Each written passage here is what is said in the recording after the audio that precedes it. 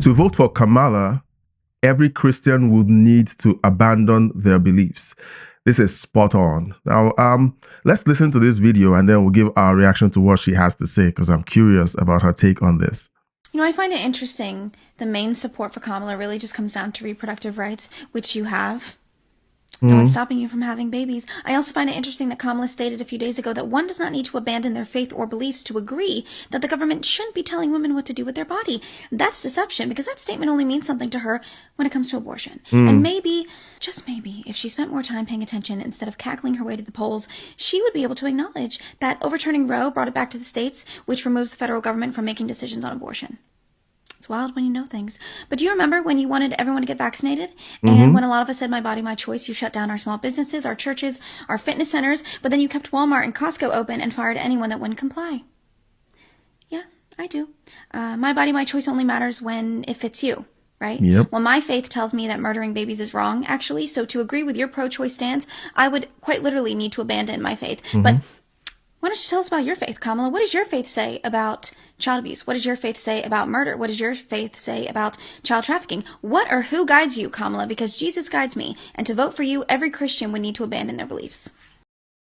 So, well, she's made a lot of points. And one of the things that strikes me is when Christians step out and say that they're literally considering voting for a candidate whose policies are basically diametrical to the teachings of Scripture.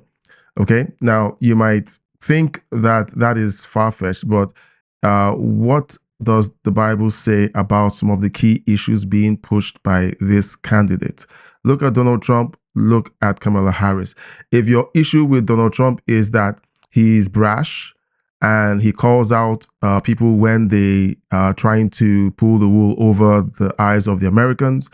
If you say that he's committed some personal, let's call them sins, okay, fine. You can look at all of those, but those are personal sins. Now, on the other side, there's this party that literally wants to dictate how you worship, who you worship, the way you practice your faith, and they insist that certain things that are commanded in your spiritual text are hate speech when you declare them. So I wonder if that's the kind of candidate you would like to vote for.